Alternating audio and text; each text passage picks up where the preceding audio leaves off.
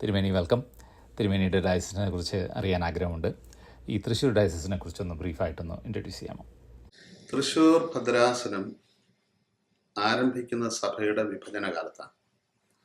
നമുക്കറിയാവുന്ന പോലെ 74 ശേഷമുള്ള സഭയുടെ ഒരവസ്ഥ കാതോലിക്ക ഭാഗം, പാത്രിയർക്കീസ് ഭാഗം എന്ന് പരസ്പരം പോരടിച്ച് 2 വിഭാഗങ്ങളായി തിരിഞ്ഞ് ഒരേ ഇടവകയിൽ തന്നെ വിഭജനം ഉണ്ടാക്കി, ഒരുപക്ഷെ ഒരു കുടുംബത്തിൽ തന്നെ വിഭജനം ഉണ്ടാക്കി വളരെ ദുഃഖകരമായ ഒരു സാഹചര്യം സൃഷ്ടിച്ച കാലയളവാണ്. ആ സമയത്ത് പാത്രിയർക്കീസ് ഭാഗത്തെ തൃശ്ശൂർ മേഖലയിലും പാലക്കാട് മേഖലയിലുമുള്ള പള്ളികളുടെ ഭാഗത്ത് നിന്ന് വന്ന ഒരു ശക്തമായ ആവശ്യമാണ് അവരുടെ പ്രത്യേക സാമൂഹിക സാംസ്കാരിക പ്രശ്നങ്ങളെ പരിഗണിച്ചുകൊണ്ട് പ്രവർത്തിക്കാൻ സാധിക്കുന്ന ഒരു ഭദ്രാസനം ഉണ്ടാവുക എന്നുള്ളത്. ആ ശബ്ദത്തിൻ്റെ ഒരു പ്രതികരണം എന്നുള്ള നിലയിൽ ആ കാലത്തെ പാത്രിയർക്കീസ് ഭാഗത്ത് 1982 ഫെബ്രുവരിയിലാണ് തൃശ്ശൂർ കേന്ദ്രമാക്കി ഒരു ഭദ്രാസനം ഉണ്ടായത്. അതിൻ്റെ കീഴിൽ തൃശ്ശൂരിലെയും പാലക്കാട്ടെയും 2 ജില്ലകളിലെ കുടിയേറ്റക്കാരുടെ പള്ളികളാണ് ഉൾപ്പെടുത്തിയത്. അന്ന് അതിൽ 32 പള്ളികളാണുള്ളത്. ആദ്യകാലത്ത് സ്വതന്ത്രമായ ഒരു മെത്രാപ്പോലീത്ത അതിന് ഉണ്ടായിരുന്നില്ല. 1990 ഡിസംബറിലാണ് അതിൻ്റെ ആദ്യത്തെ സ്വതന്ത്ര മെത്രാപ്പോലീത്തയായിട്ട് ഞാൻ ഭദ്രാസനത്താൽ തിരഞ്ഞെടുക്കപ്പെടുകയും അന്ത്യോഖ്യ പാത്രിയർക്കീസിനാൽ വാഴിക്കപ്പെടുകയും ചെയ്തു. അന്ന് മുൻപ് പറഞ്ഞതുപോലെ സഭ ഇങ്ങനെ വ്യവഹാരത്തിന്റെ കാലുഷ്യത്തിൽ ഉൾപ്പെട്ടിരിക്കുന്ന ഒരവസ്ഥയാണ്. ദൈവാനുഗ്രഹം കൊണ്ട് എനിക്ക് മറ്റ് ചില മെത്രാപ്പോലീത്തമാരെ പോലെ ലഭിച്ച ഒരു വിദ്യാഭ്യാസത്തിന്റെ വിവിധ സ്ഥലങ്ങളിൽ യാത്ര ചെയ്തതിൻ്റെയൊക്കെ ഫലമായിട്ടുണ്ടായ ഒരു ഇതിനെക്കുറിച്ചുള്ള ബോധം എപ്പോഴും കുത്തി നോവിക്കുന്ന ഒരു വിഷയമായിരുന്നു. അന്ന് ഉണ്ടായിരുന്ന ഒരു ചോയ്സ് എന്ന് പറയുന്ന 2. ഒന്നുകിൽ വ്യവഹാരമില്ലാതെ 2 സഭയായി നിലനിൽക്കുക, അല്ലെങ്കിൽ ഒരു സഭയായി സ്ഥാപിക്കപ്പെടുക. ദൈവാനുഗ്രഹത്താൽ 1995 ഈ 2 വിഭാഗങ്ങൾക്കും പഴയതുപോലെ ഒന്നിച്ചു നിന്ന് പ്രവർത്തിക്കത്തക്ക ഒരു സാഹചര്യം ബഹുമാനപ്പെട്ട സുപ്രീം കോടതിയുടെ വിധിയിലൂടെ ഉണ്ടായി. ഈ വിധിയെ അന്നത്തെ കാതോലിക്ക ഭാഗവും പാത്രിയർക്കീസ് ഭാഗവും സ്വാഗതം ചെയ്തു.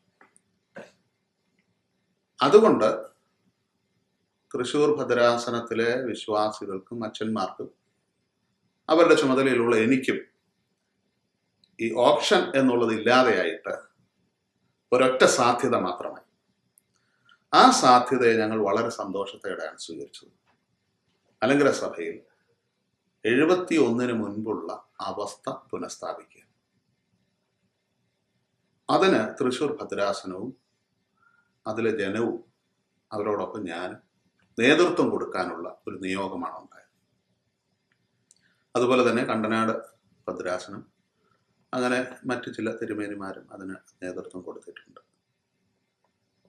അതിൻ്റെ ഫലമായിട്ടാണ് 2002 സുപ്രീം കോടതി നിർദ്ദേശിച്ച പ്രകാരമുള്ള 2 ഭാഗത്തെയും പള്ളികളുടെ പ്രതിനിധികളെ ഉൾപ്പെടുത്തിക്കൊണ്ട് ഒരു അസോസിയേഷൻ നടക്കുകയും ഒരു മാനേജിംഗ് കമ്മിറ്റി ഉണ്ടാവുകയും ആ മാനേജിംഗ് കമ്മിറ്റിയുടെ ശുപാർശ പ്രകാരം സഭാഭരണം പുനഃക്രമീകരിക്കപ്പെടുകയും ചെയ്തു. അങ്ങനെ 2002 മാർച്ചിൽ പാത്രിയർക്കീസ് ഭാഗത്തെ ഭദ്രാസനം മലങ്കര സഭയുടെ പൊതുവായ ഭദ്രാസനങ്ങളുടെ ക്രമീകരണത്തിലേക്ക് വന്നു.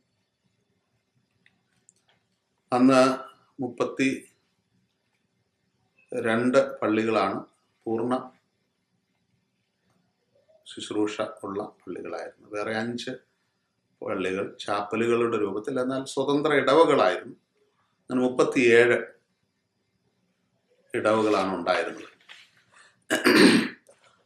അതിനുശേഷം എന്നാൽ ഈ സഭാ ഐക്യം എന്ന സന്ദേശവും അതിൻ്റെ പ്രവർത്തനവും ഉൾക്കൊള്ളാൻ പറ്റാതെ പോയ പാത്രിയർക്കീസ് ഭാഗത്തെ ഒരു വിഭാഗം ഈ ഭദ്രാസനത്തിലെ പ്രവർത്തനത്തിൽ ഇടപെടുകയും കുറെ പള്ളികൾ പൂട്ടുകയും കുറെ പള്ളികൾ കയ്യേറ്റപ്പെടുകയും മറുഭാഗം കയ്യേറുകയും അങ്ങനെ ഒരു അലങ്കോലമായ അവസ്ഥയിൽ എത്തിച്ചേരുകയും ചെയ്തു എന്ന ദുഃഖകരമായ ഒരു അവസ്ഥയുണ്ട്. എന്നാൽ വീണ്ടും 10-11 വർഷത്തെ ദീർഘമായ വ്യവഹാരത്തിന്റെ ഒടുവിൽ 95-ലുണ്ടായ സുപ്രീം കോടതി വിധിയുടെ അന്തസത്തയ്ക്ക് അനുസൃതമായ വിധികൾ ഉണ്ടാകുന്ന ഒരു അന്തരീക്ഷം പുനഃസ്ഥാപിക്കപ്പെട്ടിട്ടുണ്ട് ഇപ്പോൾ. അങ്ങനെ നോക്കിയാൽ ഈ കാലയളവിലുണ്ടായ പള്ളികളും കൂടെ ചേർത്തിട്ട് തൃശ്ശൂർ ഭദ്രാസനത്തിൽ ഇപ്പോൾ 42 ഇടവകൾ ഉണ്ട്.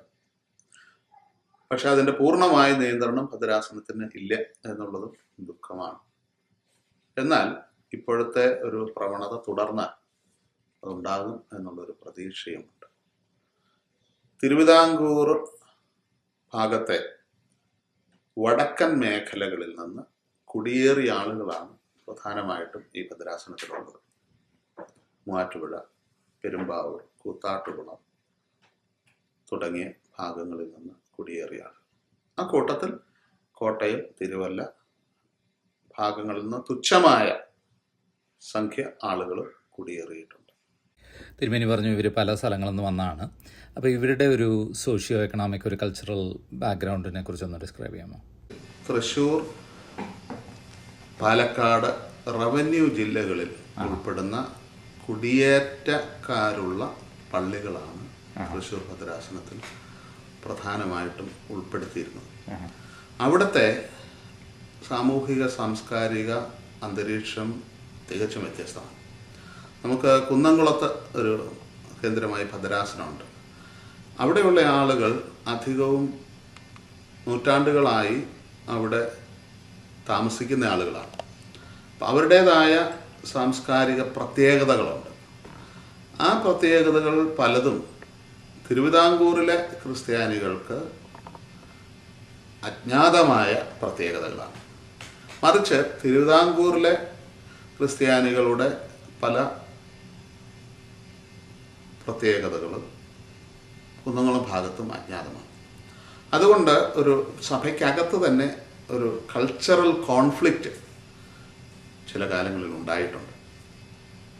ഇതുകൂടാതെ തിരുവിതാംകൂറിൽ നിന്ന് വന്നവരാണ് എങ്കിൽ പോലും വന്ന അവസ്ഥയിൽ സാംസ്കാരികമായ ഒരു വ്യത്യസ്തത അവർക്കുണ്ടായിട്ടുണ്ട്. അപ്പോൾ ഇതിനെല്ലാം നേരിടാൻ വേണ്ടിയിട്ടുള്ള പരിശ്രമത്തിൻ്റെ ഭാഗമാണ് ഈ ഭദ്രാസനം ഉണ്ടായി എന്നുള്ളത്. അവിടെ വന്ന ആളുകളിൽ നല്ലൊരു ശതമാനം ആളുകളും 10ാം ക്ലാസ്സിന് താഴെ മാത്രം വിദ്യാഭ്യാസമുള്ളവരും സാമ്പത്തികമായി വളരെ പിന്നോക്കാവസ്ഥയിൽ ഉണ്ടായിരുന്നവരുമാണ്. അതുകൊണ്ട് തന്നെ അവർ പട്ടണങ്ങളോട് ബന്ധപ്പെട്ട് ജീവിക്കാതെ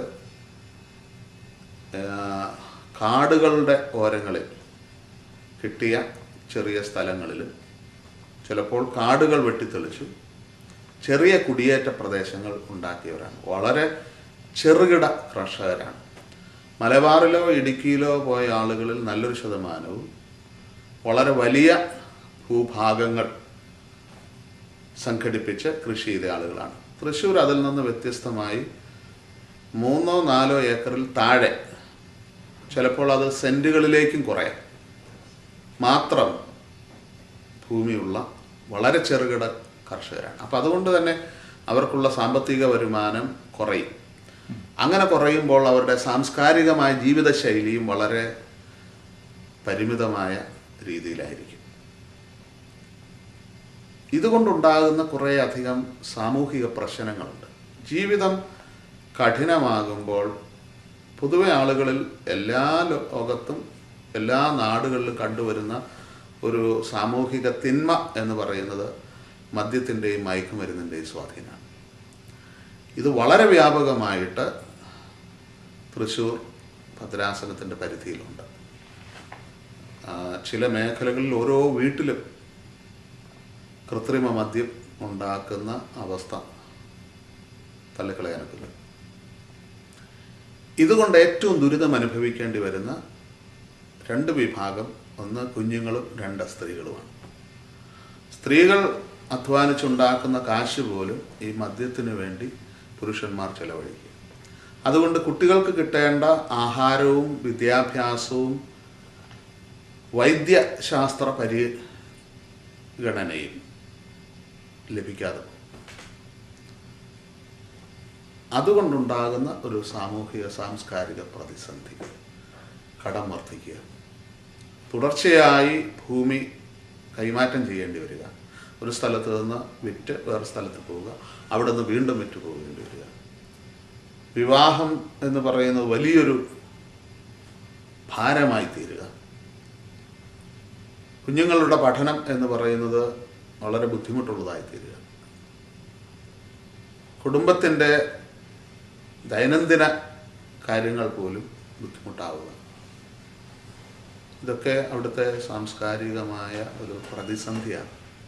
എങ്കിലും തുടക്കം മുതലേ നമ്മുടെ വിശ്വാസികളുടെ ജീവിതത്തിലെ ഒരു നിർണായകതയാണ് ആരാധനാ സ്ഥലം എന്നുള്ളത്. ഈ കുടിയേറ്റ പ്രദേശങ്ങളിലെല്ലാം ചെറിയ പള്ളികൾ സ്ഥാപിച്ചിട്ടുണ്ട്. അതിൽ 8 വീട്ടുകാർ മുതൽ ഏറ്റവും കൂടുതൽ 300 320 വീട്ടുകാർ വരെയുള്ള വിവിധ തലത്തിലുള്ള പള്ളികളാണ്. അക്കാലത്തൊക്കെ അച്ഛന്മാർ മറ്റ് സ്ഥലങ്ങളിൽ നിന്ന് ഞായറാഴ്ച ആരാധനയ്ക്ക് വേണ്ടി മാത്രം വന്ന് നടത്തി പോകുന്ന ഒരവസ്ഥയാണ്. അവർക്ക് സ്ഥിര ശമ്പളം കൊടുക്കാനുള്ള സൗകര്യങ്ങളൊന്നും ഉണ്ടായിരുന്നില്ല. എന്നാൽ ഒരു 20-30 വർഷം മുമ്പ് സാമ്പത്തികമായി ഓരോ വൈദികനെയും സപ്പോർട്ട് ചെയ്യത്തക്ക വിധത്തിലുള്ള ചെറിയ തോതിലുള്ള സൗകര്യങ്ങൾ ഉണ്ടാകുകയും അതിനോടനുബന്ധിച്ച് പള്ളികൾ അവരുടെ പരിധിക്കകത്ത് നിന്നുകൊണ്ട് നിർമ്മിക്കുകയും ഒക്കെ ചെയ്തിട്ടുണ്ട്. എന്നാൽ പോലും മറ്റ് പല ഭദ്രാസനങ്ങളിലും ഉള്ളതിനനുസൃതമായ വൈദിക ശമ്പള വിതരണ പദ്ധതികളോ ഇടവക നടത്തിപ്പിൻ്റെ ശൈലികളോ അവലംബിക്കാൻ സാധിച്ചിട്ടില്ല. അതിൻ്റെ ആണ് ഈ കൂനിന്മേൽ കുരു എന്നതുപോലെ ഈ സഭാ പ്രശ്നം വന്നത്. അതോടുകൂടെ 74 ശേഷമുള്ള കാലങ്ങളിൽ പല പള്ളികളും പൂട്ടിയിട്ടുണ്ട്. തുടർന്ന് വന്ന 95-ലെ സഭായോജിപ്പിൻ്റെ പ്രശ്നം കൊണ്ട് വീണ്ടും കുറേ പള്ളികൾ പൂട്ടിയിട്ടുണ്ട്.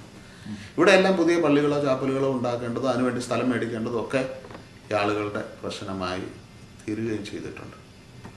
അവിടെ എല്ലാം ഞാൻ കണ്ട ഒരു നന്മ എന്ന് പറയുന്നത് 90% ആളുകൾക്കും ഇത് നന്നായി പോകണം എന്നൊരാഗ്രഹമുണ്ട്.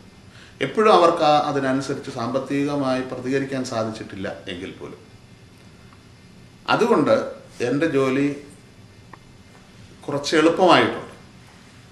ആളുകളുടെ ഒരു സഹകരണവും പങ്കാളിത്തമുണ്ട്. പക്ഷെ അതിൽ വരുന്ന ഒരു പ്രതിസന്ധി സാമ്പത്തികമായി സഹായിക്കുക എന്നുള്ളതാണ്. ഇപ്പോൾ കൃത്യമായി പറഞ്ഞാൽ 18 ഇടവകളാണ് പൂർണ്ണമായി എൻ്റെ നിയന്ത്രണത്തിൽ ഉള്ളത്. ആ ഇടവകളിലും പലതിലും കേസും വ്യവഹാരമുണ്ട്. ചിലത് പൂട്ടിയത് കൊണ്ട് ഉണ്ടാക്കിയ ചാപ്പലുകളായിട്ടാണ് നടക്കുന്നത്. എങ്കിലും ആളുകൾ അതോട് ചേർന്ന് സഹകരിച്ച് പോവുകയും ഈ വ്യവഹാരത്തിൻ്റെ അന്ത്യത്തിൽ ആളുകളുടെ ആഗ്രഹപ്രകാരവും കോടതി നിർദ്ദേശപ്രകാരവും കയ്യേറ്റപ്പെട്ടതോ കൂട്ടപ്പെട്ടതോ ആയ പള്ളികൾ തിരികെ സഭയുടെ പൊതുധാരയിലേക്ക് വരാൻ സാധിക്കുകയും ചെയ്യും എന്നുള്ളൊരു പ്രതീക്ഷയാണുള്ളത്. ഈ സാംസ്കാരികമായി ഈ കാലഘട്ടത്തിൽ നടന്നിട്ടുള്ള ഒരു വ്യത്യാസം ആദ്യ തലമുറ കഴിഞ്ഞിട്ട് വന്ന രണ്ടാമത്തെ തലമുറയും അതിന് ശേഷം വന്ന മൂന്നാമത്തെ തലമുറയും വിദ്യാഭ്യാസപരമായി കുറേയധികം വളർന്നിട്ടുണ്ട്. അതുകൊണ്ട് കുറച്ച് തൊഴിൽ സാധ്യതകളും വർദ്ധിച്ചിട്ടുണ്ട്. അതനുസരിച്ചുള്ള ഒരു സാംസ്കാരിക ഉന്നതി ഈ പ്രദേശങ്ങളിൽ ഉണ്ടായിട്ടുണ്ട്. എന്നാൽ ഈ പ്രതിസന്ധി സഭയ്ക്കകത്ത് തുടരുന്നത് കൊണ്ട് അതിന് സമാനമായ ഒരു വളർച്ച സഭാതലത്തിൽ ഇടവകളിൽ ഉണ്ടാക്കാൻ സാധിച്ചിട്ടില്ല.